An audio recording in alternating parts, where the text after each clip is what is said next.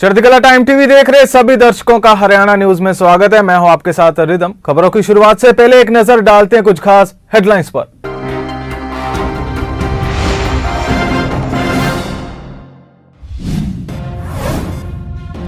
फलदार बाग योजना के तहत यमुनानगर में लगाए गए 10,000 पौधे, वन विभाग उठा रहा जिम्मा, पंचायतों को ऐसे हो रहा है फायदा। अलग अलग स्थानों से नशीले पदार्थ स्मैक के साथ 2 युवक गिरफ्तार, पुलिस ने दोनों आरोपियों के खिलाफ किया केस दर्ज।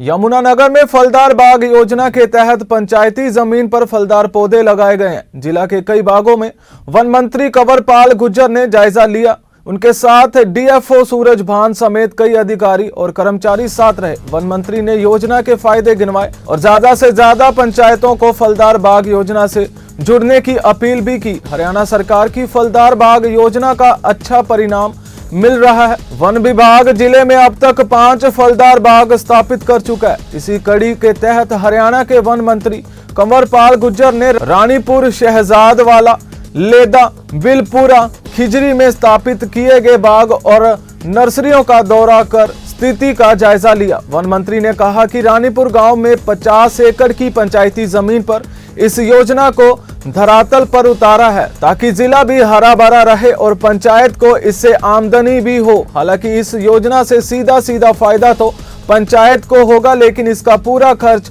वन विभाग के जिम्मे है। ट्यूबवेल का कनेक्शन, तार बाड़ की 4 दीवारी, खेत की जुताई, लेबर का खर्च और भी कई तरह से खर्चे वन विभाग उठाएगा। वन मंत्री ने कहा कि ये योजना पूरे प्रदेश में चलाई जा रही है, जिससे सकारात्मक परिणाम मिल रहे हैं और जल्द ही औषधियों की नर्सरी भी तैयार की जाएगी।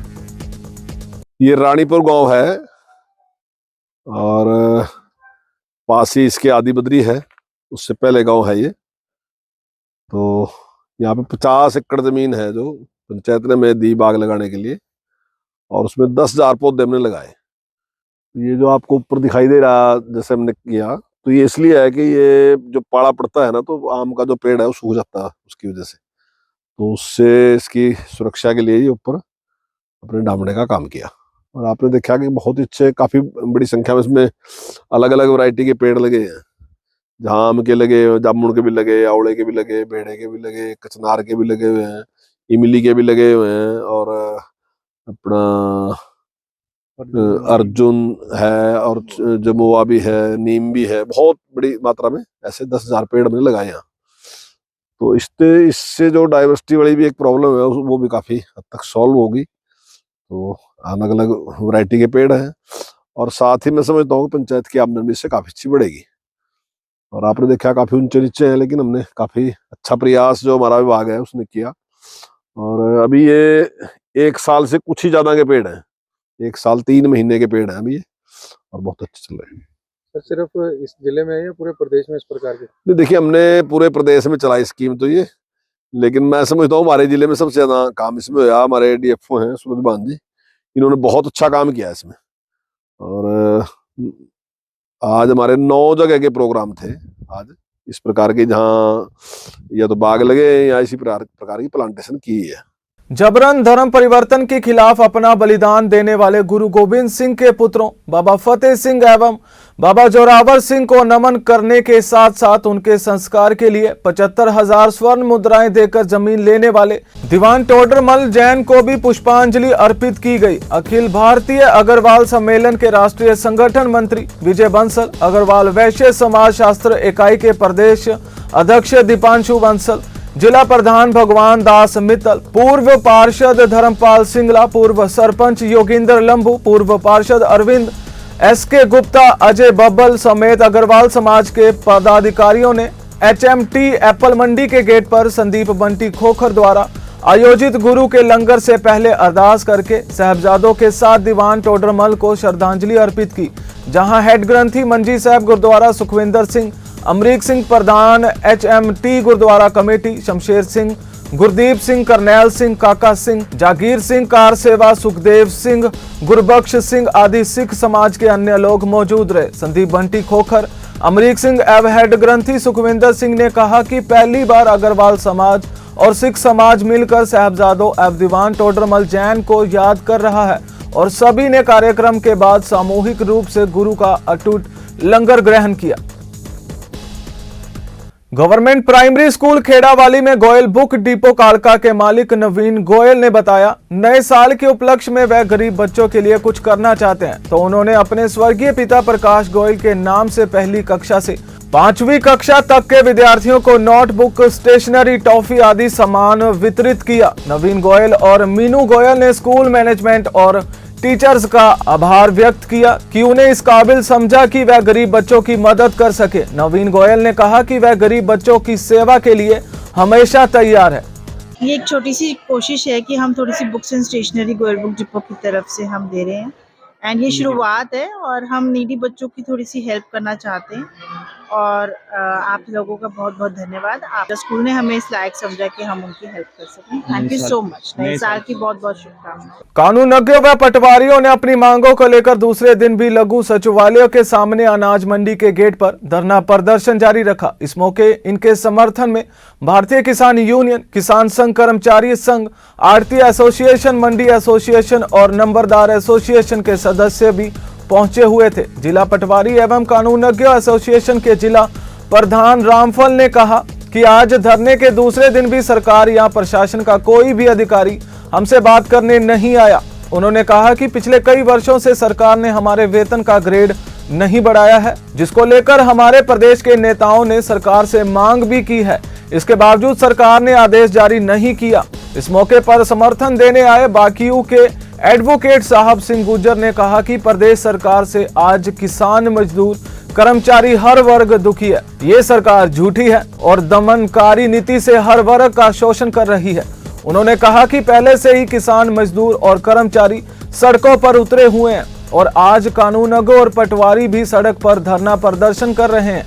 उन्होंने कहा कि अगर जल्द ही इनकी मांग को नहीं माना गया तो हमें सड़कों पर उतरकर उग्र आंदोलन करना पड़ेगा। आज हमें पता चला कि जब से ये भाजपा के लोग सत्ता में है तब से सारी जनता सड़कों पर आकर बैठी हुई है। अभी तक हमने गरीबों को, किसानों को, मजदूरों को सड़कों पर देखा था। आज पहली बार पटवारी साथियों को मैं सड़कों पर देख रहा हूँ। बड़े दुख की बात है, उस सरकार के भाग माड़े हैं जिसके पटवारी सड़कों पर बैठे हुए हैं। इतनी जिम्मेदार करने वाला व्यक्ति, इतनी ड्यूटी निभाने वाला व्यक्ति आज अपनी मांगों के लिए सड़कों पर बैठा हुआ है। इस निकम्मी गूंगी बहरी सरकार को बताना चाहता हूँ, कमजोर मत समझिए। देश के किसान को, मजदूर को दबाने की कोशिश की, कर्मचारियों को दबाने की कोशिश की। आपको ठिकाने का लाने का काम देश के किसान ने, गरीब ने, मजदूर ने किया। और आज आप यहाँ देख सकते हैं कर्मचारियों के अलावा, पटवारियों के अलावा पूरे किसान संगठन साथ इकट्ठे हैं और इकट्ठे चलेंगे और उनको समझाना चाहेंगे ये अंग्रेजों की नीति छोड़ दीजिए। यमुनानगर एंटी नारकोटिक सेल की टीम ने 11 ग्राम स्मैक के साथ एक आरोपी युवक जोनी को गिरफ्तार किया है। वहीं Haryana state narcotic control bureau की टीम ने भी 4.34 ग्राम स्मैक के साथ एक आरोपी को पकड़ा है। पुलिस ने दोनों आरोपियों के खिलाफ केस दर्ज कर लिया है। जानकारी के अनुसार एंटी नारकोटिक सेल के एसआई धर्म सिंह ने बताया कि उन्हें सूचना मिली थी कि जोनी कुमार मुंडा माजरा चौक के पास नशीला पदार्थ लेकर घूम रहा है। सूचना पाते ही वह टीम के साथ मौके पर पहुंचे और शक के आधार पर आरोपी को पकड़कर तलाशी ली। जांच के दौरान उसके पास से 11 ग्राम स्मैक बरामद हुई। पुलिस ने उसे कोर्ट में पेश किया, जहां से उसे न्यायिक हिरासत में भेज दिया गया। वहीं Haryana state narcotic control bureau Ambala की टीम ने 4.34 ग्राम स्मैक के साथ विश्वकर्मा कॉलोनी जगाधरी निवासी पारस को विश्वकर्मा चौकी बिटावर वाली गली से गिरफ्तार किया है। गुप्त सूचना के आधार पर पुलिस आरोपी तक पहुंची, उसे न्यायिक हिरासत में भेज दिया गया। पुलिस मामले की जांच कर रही है। हरियाणा कांग्रेस के अध्यक्ष उदयभान और राज्यसभा सांसद दीपेंद्र हुड्डा ने मंगलवार को हरियाणा में दूसरे चरण की भारत जोड़ो यात्रा के लिए पूरे रूट मैप की जानकारी जाट धर्मशाला में पत्रकार वार्ता के दौरान मीडिया को दी और भारत जोड़ो यात्रा के ठहरने, भोजन आदि से संबंधित तमाम व्यवस्थाओं की तैयारियों को लेकर स्थानीय नेताओं व कार्यकर्ताओं से विचार विमर्श किया। दीपेंद्र हुड्डा ने बोलते हुए कहा कि प्रदेश में दूसरे चरण में यात्रा के प्रवेश स्थल सनौली बॉर्डर से लेकर पानीपत, कुरुक्षेत्र, करनाल, अंबाला में ये यात्रा अंतिम पड़ाव तक पूरे मार्ग का रोड मैप तैयार किया गया है और संबंधित तमाम व्यवस्थाओं पर विचार मंथन किया है। कांग्रेस नेता दीपेंद्र हुड्डा ने बताया कि राहुल गांधी की भारत जोड़ो यात्रा हरियाणा के दूसरे चरण में 5 जनवरी शाम को पानीपत से हरियाणा में पुनर्प्रवेश करेगी और अगले दिन 6 जनवरी को पानीपत के सेक्टर 13 व 17 के ग्राउंड में ऐतिहासिक रैली होगी। पानीपत में राहुल गांधी की रैली के बाद यात्रा करनाल के गांव कोहंड से शुरू होगी और करनाल की तरफ बढ़ेगी। 7 तारीख की रात्रि को करनाल में ही राहुल गांधी का रात्रि ठहराव रहेगा। दीपेंद्र हुड्डा ने कहा कि राहुल गांधी की भारत जोड़ो यात्रा से बीजेपी कमजोर हो रही है। दीपेंद्र हुड्डा ने कहा, राहुल गांधी की भारत जोड़ो यात्रा में प्रशासन को पूरा सहयोग करना चाहिए।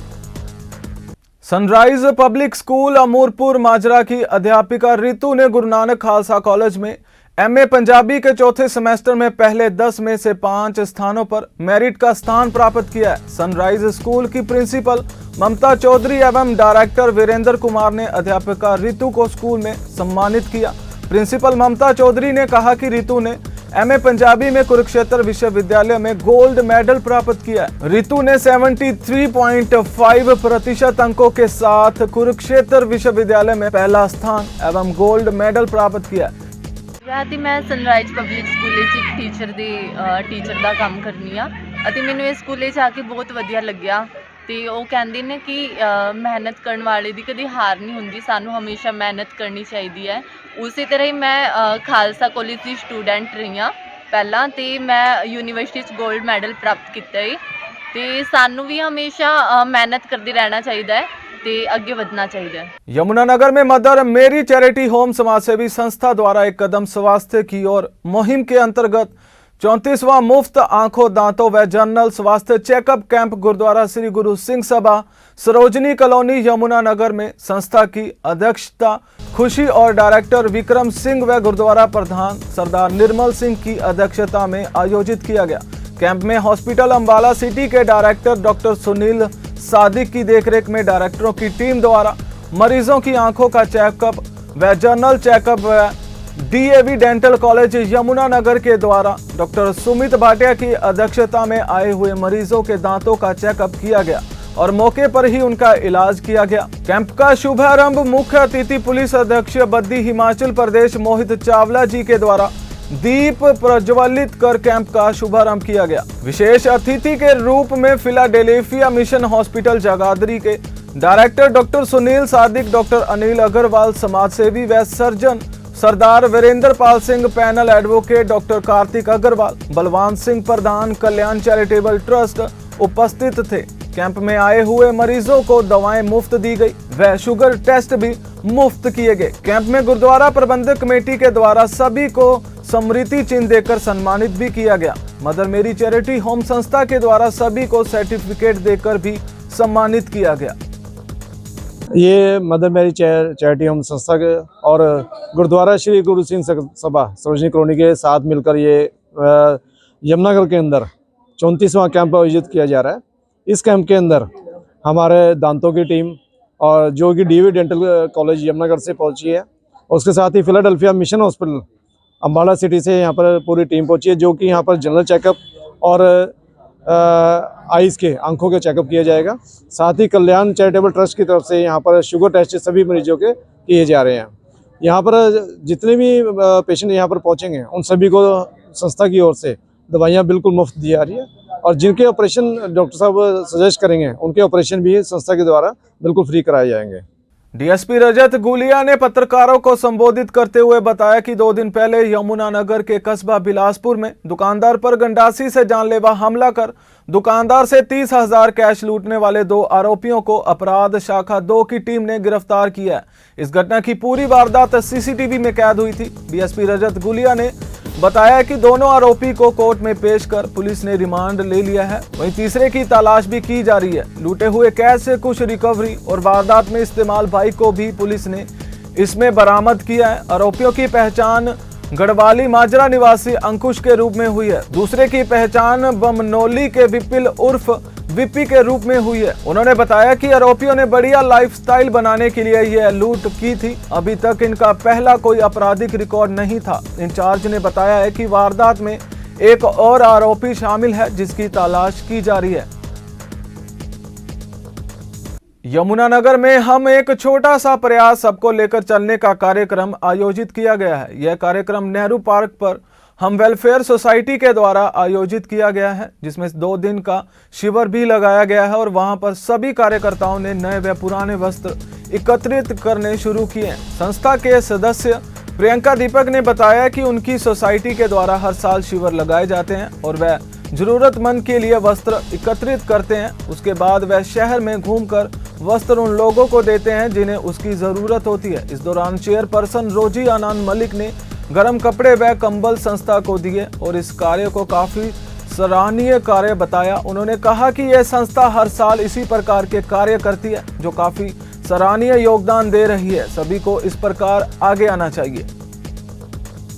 गन्ने का भाव 450 प्रति क्विंटल की मांग को लेकर मंगलवार को भारतीय किसान संघ हरियाणा ने अनाज मंडी गेट पर धरना प्रदर्शन कर मुख्यमंत्री का पुतला फूंका और सरकार के खिलाफ नारेबाजी की। इसके बाद जिला उपायुक्त के माध्यम से राज्यपाल हरियाणा के नाम एक ज्ञापन सौंपा गया। प्रदेश महामंत्री रामवीर सिंह चौहान और जिला अध्यक्ष पिंटू राणा ने कहा कि लंबे समय से किसान संघ फसल की लागत के आधार पर लाभकारी मूल्य की मांग करता आ रहा है, लेकिन सरकार इसको लेकर गंभीर नहीं दिखती है। उन्होंने कहा कि वहीं हरियाणा सरकार ने इस सीजन में गन्ने के मूल्य में वृद्धि न करके किसानों के साथ विश्वासघात किया है। उन्होंने कहा कि गन्ने के बढ़ी हुई लागत को देखते हुए भारतीय किसान संघ गन्ने का भाव 450 रुपए प्रति क्विंटल करने की मांग करता है। उन्होंने कहा कि गन्ने में उपयोग होने वाली रासायनिक दवाई, डीजल, खाद और मजदूरी के भाव 1.5 गुना हो चुके हैं और किसान को पूरे साल मेहनत करने के बाद भी